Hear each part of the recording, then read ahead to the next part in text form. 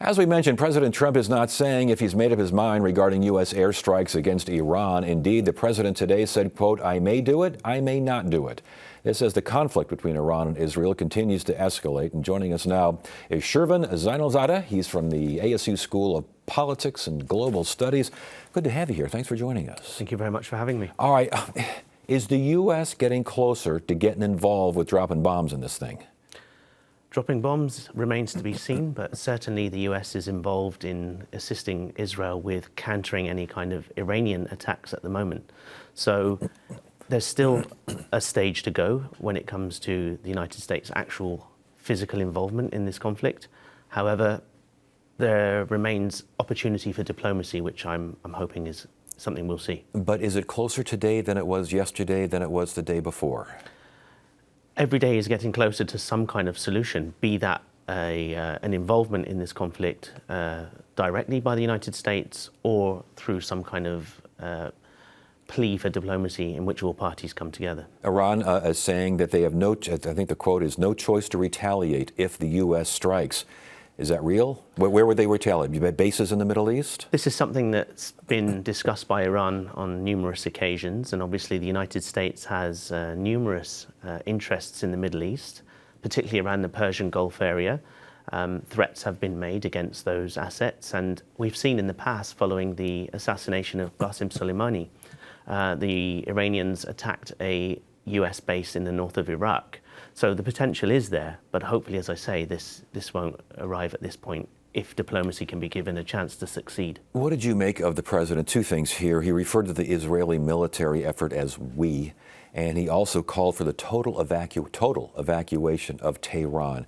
What do we make of these statements? Is this bluster? Are these things to be taken seriously? I mean, these are words that you just don't hear. I think the term "we" is something that may be a slip of the tongue, or essentially the United States is traditionally a very close ally of Israel. So maybe to have that in a sentence is something that might not have been a conscious choice of words. However, it's been interpreted as something quite different. Moving on to the evacuation, though, this is probably one of the most interesting points. It's caused no end of uncertainty in Tehran. People obviously are very concerned. We're talking about a very large city of around 8 to 10 million people, depending on how wide we look at it. So to evacuate a city of that proportion is very, very difficult. Many people have kind of taken to leaving the city already, but when we look at the logistics of it, it's a huge task. Many people have refused to do so. But the importance of that is what we should really look at. Is it a message to say, leave now because there's going to be some kind of consequence or risk to life? Or is it a message to try to sow some kind of instability in Iran amongst the people and the government? Is Iran ready for that kind of instability? Well, I would argue that it's actually unstable at the moment because of what's happening. This conflict was never really meant to happen. We were 5 rounds in of talks between the United States and Iran, albeit brokered through Oman. So it was kind of unexpected. So this sudden change of plan has really changed the game. And Israel, obviously, what they want to accomplish is to stop the nuclear weapons program there in Iran. Can they do that, A? And B, can they do that without the U.S. help with these bunker-busting bombs? Well, certainly, to some extent, they can certainly disrupt the nuclear program. I don't think that they have the potential to reach Iranian nuclear enrichment facilities directly themselves unless they use alternative methods. Let's not forget that these systems are run on highly technologically advanced programs and material, and Israel have proven in the past that they do have the ability to affect the Iranian nuclear program other than through weapons. And I'm talking primarily about cyber attacks and other forms of kind of trying to deal with the situation. Can they do it completely alone? I'm not really sure. I think the US is being invited by Israel to participate in this in order to use that kind of technology that the US possesses. But I'm not really sure it can be done alone. The bunker-busting bombs, U.S. is really the only country with this technology, true? I believe Russia has similar. Russia has similar, okay. Yeah. What is this doing to alliances in the Middle East? I mean, it's always shifting. It's always hard to figure out who's on what side and who's on the other. What are we seeing right now? Across the Middle East, I think many countries have conveyed shock at what's happening, and everybody is just watching the events unfold. Don't forget, it's only been 6 days, 7 days now. So there's a lot of uncertainty, particularly for the Persian Gulf countries that are traditionally aligned with Iran, Qatar most notably, but others have approached Israel. There are normalization of ties now between Bahrain and the United Arab Emirates and Israel.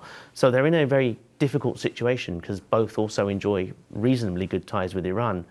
But it's about what happens in the region afterwards that I think most people are concerned about, particularly when we look at logistics, security, freedom of shipping and travel. The Persian Gulf is a very important area. I was going to ask about freedom of shipping, Straits of Hormuz, the whole 9 yards here. I mean, this could be seriously disrupted, or is this the kind of thing that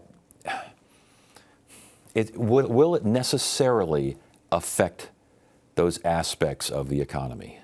Absolutely.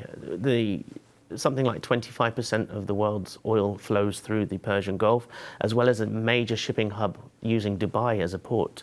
So the wider impact on both the region and the wider world will be huge.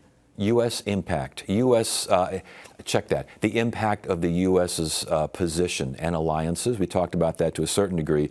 But does the U.S. gain friends here? Does the U.S. gain enemies here if the U.S. starts dropping bombs on Tehran or on nuclear facilities? I think the US can gain friends by proving that it is a leader that can bring parties to the table and negotiate diplomacy. This is what President Trump has repeatedly said, that he wants peace, that he wants a solution, that he wants a deal, in his own words. That can only be achieved by diplomacy, by coming around the table. And it's never too late to do that. Is his unpredictability a good thing or a bad thing in a situation like this? This situation is unpredictable in itself. So I think it's fair to say that anybody that looks at what's happening and changes their rhetoric, they're doing so because nothing is stable. This is a very, very fluctuating conflict. So I think it's normal for some change of opinions to occur. I haven't asked about Europe. As far as the U.S. presence and the alliances with Europe, that those things are changing. We're not even sure what's going on with that, at a core level. How does this change the dynamics? Or does it? Well, Europe's fighting a battle on two fronts. They are continually talking about the increasing threat from Russia, but this is also a very important aspect as well. So British forces have offered to fly equipment to Cyprus to assist. Further jets have been flown there. And in the past, in the previous attack that Iran and Israel came across, British jets were also responsible for the defense of Israel, in which they were seen shooting down Iranian drones. So there is some kind of global collective participation, and Europe are very heavily involved. Last question before you go. What do you expect to see next?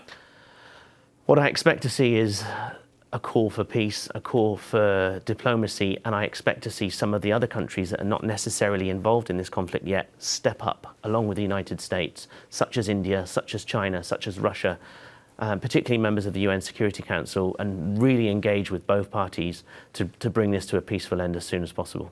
Shervin Zainalzadeh, ASU, good information. Good to have you here. Thank you. Thank you for having me.